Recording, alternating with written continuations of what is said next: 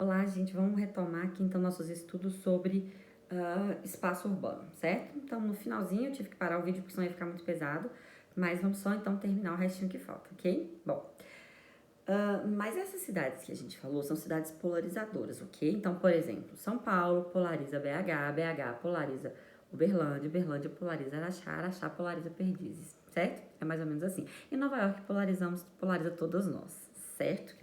A função é maior, ok? E hoje a gente sabe que o deslocamento devido à globalização, ele tá muito tranquilo e ele ajuda nessa polarização o tempo todo, tá?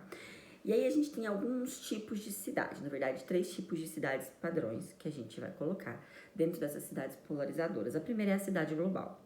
A cidade global é aquela que ultrapassa os seus limites, ultrapassa as suas fronteiras. Quando eu falo ultrapassa, eu não estou falando de barreira física, eu estou falando em termos de globalização, em termos de cultura e de conhecimento, de como são conhecidas no mundo, tá? Então, eu não estou falando aqui nada referente a tamanho de território, a população, nada disso. São cidades muito conhecidas no mundo por algum motivo, tá? Elas, em tese, elas têm alguma característica que vão as colocar assim. São cidades mundialmente conhecidas geralmente. E aí, essa ideia de ultrapassa suas fronteiras, ultrapassa no sentido do conhecimento e da globalização. Claro que a gente não tem cidades muito pequenininhas, sendo cidades globais. Por quê? Porque elas não têm estrutura. Geralmente, cidades globais têm um grande aparato de museus, tem um centro econômico forte. Então, ela reúne ali atrativos para ser convidativa, ok? Então, por exemplo, uma cidade global.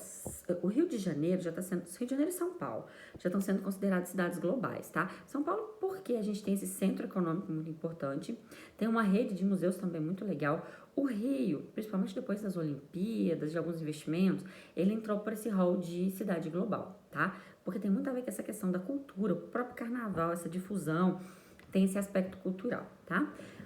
Por exemplo, Nova York. Nova York é uma cidade global, porque ela reúne ali muitos atributos econômicos e culturais. Mas e se a gente... Paris também, óbvio, aquela arquitetura maravilhosa, muitos museus, muito rica em museus, em questão cultural, em aspectos culturais, e também é um polo econômico importante. Mas aí a gente, por exemplo, a gente vai para Milão, na Itália. Milão é uma cidade grande, mas não é um polo econômico. Ela é um polo do quê? Da moda. Por ela ser um polo de moda, ela é uma cidade global, porque ela é conhecida mundialmente e ela reúne esses atributos, certo? Aonde a gente tem essa questão polarizadora. Barcelona também. Barcelona na Espanha é outra fantástica. Por quê? Porque Barcelona tem atributos arquitetônicos maravilhosos. Então, ela é reconhecida internacionalmente pela sua arquitetura. Então, ela atrai gente que tem esse interesse para lá. Então, ela é muito rica em museus, em aspectos culturais. Então, também é uma cidade global, tá? Então, a cidade global, ela não tá ligada ao tamanho, embora elas geralmente não sejam pequenas, elas não estão atreladas a tamanho de população, mas elas estão atreladas a isso, geralmente cultura e economia, e o quanto elas são conhecidas no cenário externo, certo? Depois a gente tem as megacidades. As megacidades é um conceito bem fechado, bem rígido, porque é um conceito demográfico. Ele está ligado com demografia. São aquelas cidades que têm mais de 10 milhões de habitantes. Ponto. Acabou aí, tá? São cidades que têm mais de 10 milhões de habitantes, então. Se eu tenho uma mega cidade que não tem 10 milhões, não é mega cidade. Então é 10 ou mais. Por exemplo, o Rio de Janeiro não é mega cidade, porque ele não tem mais de 10 milhões de habitantes, tá? Ele é uma cidade global, mas ele não é uma mega cidade. São Paulo já é. Então, São Paulo acumula os dois quesitos, cidade global e mega cidade, certo? Nova York também, os dois quesitos. Mas e Barcelona? Só cidade global, porque ela não é mega cidade. Ela não tem 10 milhões de habitantes. Então, mega cidade é bem fechadinho mesmo, tá? Mais de 10 milhões de habitantes. E pode acumular os dois conceitos na mesma cidade, certo? Megacidades, a gente tem muita gente em Paris. Lógico que a gente tem megacidades no mundo inteiro, mas a gente não existem tantas assim, tá? Você tem Xangai, Pequim, Tóquio, São Paulo, Paris, Londres. Mas o que é a questão? Nova York, o que é a questão? As grandes cidades, geralmente, elas têm alguns problemas urbanos. E boa parte delas estão no mundo subdesenvolvido e emergente, tá? Boa parte delas. Elas estão muito atreladas a muitos problemas urbanos. Porque vocês imaginam, gerir uma cidade de 10 milhões de habitantes não é uma uma questão muito simples, é bem complexo, tá? Então, geralmente elas estão ligadas a muitos problemas urbanos, ok? Bom, agora a gente vai falar sobre metrópole, certo? Metrópole, gente, é uma cidade polarizadora, é uma cidade importante. Tipo, BH é uma metrópole porque ela é polarizadora, é uma cidade que ela reúne ali diversos atributos da função urbana, tá? São Paulo é uma metrópole, certo? Então, metrópoles são cidades importantes que detêm uma boa eficiência e um bom equipamento urbano. E a região metropolitana? A região metropolitana é quando cidades ao entorno da metrópole se encontram do ponto de vista urbano, ok? Para de existir zona rural entre elas. Aí você tem um emaranhado de cidades, né? Com a metrópole e o seu entorno. Todas são conectadas, né, pelo meio urbano sem existência de áreas rurais. Certo? Você não precisa ter casa no meio de tudo, mas você pode ter empresas, indústrias. Geralmente a gente tem indústrias mesmo, a maioria das metrópoles, não é toda região que tem casas. Às vezes a gente vai andando, por exemplo, região metropolitana de São Paulo, a gente vai andando quilômetros assim, e você vai vendo indústria dos dois lados das rodovias. Mas por quê? É conurbado, mas é o quê? Função urbana, só que é zona industrial, tá? Não necessariamente precisa ter casa, certo? Na verdade, a maioria das vezes são indústrias mesmo, ok? Então, e a região metropolitana, a gente fala que existe uma conurbação. O que é conurbação? A falta de zona rural. A existência, a conexão de cidades, a conexão de municípios pela via urbana, onde elas se encontram. A gente fala que é a sobreposição do urbano sobre o rural, tá? É a sobreposição de zonas urbanas. Então, elas se encontram. Ah, mas toda vez que eu tiver duas cidades que se encontram, é uma conurbação? Sim. Ah, mas se eu tiver 3, 4, 10, 20, 100? Também, sim. Tudo é conurbação, ok? Tudo. Mas toda conurbação é uma região metropolitana? Não. Nem toda conurbação é uma região metropolitana. Por quê? Porque eu tenho que ter a metrópole para ser região metropolitana, entendeu? Se eu tenho uma conurbação e não tenho região metropolitana, não é região metropolitana, não é. Se é metrópole, não é região metropolitana. Claro que é difícil a gente ter muitas conurbações longe de metrópoles. A tendência é que elas existam realmente dentro das metrópoles. Porque se eu ficar perguntando, gente, vamos lá, vamos elencar aqui no Brasil regiões que são conurbadas, mas que não são regiões metropolitanas, que não tem uma metrópole. É difícil. Não tem muitas mesmo não, tá? Mas tem uma ali perto, chama Vale do Aço, a região. É quando junta Ipatinga, Coronel Fabriciano e Timóteo. São 3 cidades, lá no pertinho do Rio Doce. Elas estão para frente de BH, sentido ali Vitória. Elas são conurbadas, mas tem metrópole? É uma região metropolitana? Não é. Apesar que Ipatinga é uma cidade importante, é uma metrópole regional, mas, na verdade, uma cidade regional, mas ela não é metrópole, certo? Então, é só uma conurbação. Vamos pensar que Araxá vai emendar em Ibiá, gente. O dia que Araxá emendar em Ibiá, a gente vai ter uma conurbação, certo? Mas não vamos ter uma região metropolitana. Por quê? Porque nenhuma das duas é metrópole. Araxá tá longe de ser, né?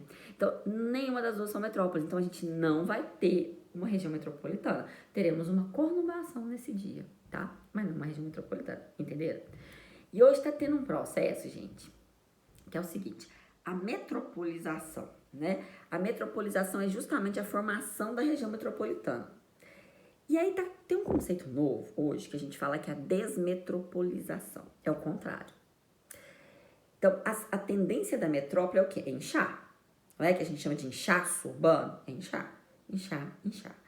Né? O inchaço urbano é o crescimento exagerado da cidade sem planejamento, tá? Outro conceito importante que eu não tinha falado. Então, o inchaço urbano é o crescimento das zonas urbanas, geralmente sem planejamento, ok? Então, a cidade está inchando, né? Tá crescendo. O que acontece? Chega um ponto que isso satura, né? E as pessoas que moram ali, elas estão muito submissas e muito expostas aos problemas urbanos que a gente já falou. Então, hoje é um fenômeno chamado desmetropolização, que são essas pessoas que, por algum motivo, elas têm a opção de deixar a cidade grande, de deixar as metrópoles e ir para o interior. Então, já existe, porque no passado, o que a gente tinha? Todo mundo no interior queria ir para a metrópole, né? Ah, porque tem uma rede melhor, porque é mais urbanizada, porque eu tenho um equipamento urbano melhor. Aí, hoje, já existe um sentimento contrário, que é a busca justamente do contrário. Eu quero viver numa região pequena, numa região tranquila, sem problemas. Eu quero ter uma qualidade de vida melhor. E eu acho que uma cidade menor vai me trazer essa paz, vai me trazer um trânsito mais sossegado, sem tanta violência. Então, eu vou para o interior. Quando eu estou na metrópole, saio da metrópole e vou para o interior, para uma cidade menor, eu fiz o fenômeno da desmetropolização, certo? Então, por exemplo, tem muitas pessoas mais velhas quando se aposentam que elas optam por voltar para o interior, né? Porque às vezes ela não precisa mais do emprego dela na cidade grande, ela já tem a sua renda. Então, o que ela faz? Ela vai trabalhar no interior, tá? Ela vai para o interior para tentar ter uma qualidade de vida melhor. Até mesmo jovens que às vezes se formam em algumas profissões autônomas que não dependem de uma empresa que está na capital, médico, dentista, um advogado, que ele tem como prestar o serviço dele no interior, ele volta muitas vezes para sua cidade ou para cidades menores onde demanda aquela mão de obra e vai prestar o seu serviço ali. Porque muitas vezes ele vai ter à sua disposição uma qualidade de vida melhor, certo? Para quem quer mais essa ideia da tranquilidade. Então, isso é o desmetropolizar, certo? É um conceito que chama desmetropolização, ok? Bom, ficou faltando eu falar ainda com vocês dos tecnopolos. Os tecnopolos, eles não têm nada a ver com tamanho e nem com influência, tá? Eles têm a ver com ensino e indústria, certo? São lugares formados por cidades que possuem universidades de ponta, universidades voltadas para tecnologia, com cursos voltados para tecnologia e indústrias ali no seu entorno que vão captar essa mão de obra, tá? Então, olha só, a gente tem que ter dois critérios. Você tem que ter a cidade, né? Ali, a cidade, você tem que ter uma boa universidade com cursos principalmente voltados para essa área de tecnologia e, além disso, você tem que ter no entorno dessa faculdade indústrias ou enfim, empresas que vão captar essa mão de obra, entendido? Ok? Esse que é o conceito de tecnopolo. Aqui no Brasil a gente tem duas, São José dos Campos e Campinas, certo? Ok? E depois a gente tem as cidades gêmeas. As cidades gêmeas são quando você tem uma conexão urbana, aí existe uma conurbação, só que em países diferentes. São aquelas cidades que crescem até a fronteira do país. Aí vem de cá outra, cresce até a fronteira do país. E se encontram. Só que elas estão em estados diferentes, elas estão em países diferentes. Aqui no Brasil, a situação mais clássica que a gente tem é Foz do Iguaçu com Cidade do Leste, lá no Paraguai. O que separa as Foz do Iguaçu da Cidade do Leste? Uma ponte, que nem tão grande assim ela é, dá pra ir a pé. Tá? Você atravessa tranquilamente, rapidinho, a pé. Mas então, isso que é uma cidade gêmea. Na Europa tem muito, né? Na Europa é muito comum isso. Às vezes tem cidade lá que é uma calçada, assim, que separa, tá? Mas então são cidades que conurbaram, ou seja, o espaço urbano encontrou, só que elas estão em estados diferentes, em países diferentes, certo? Ok? Bom, então é isso aí, gente. Espero que vocês tenham entendido. Tchauzinho, acabou.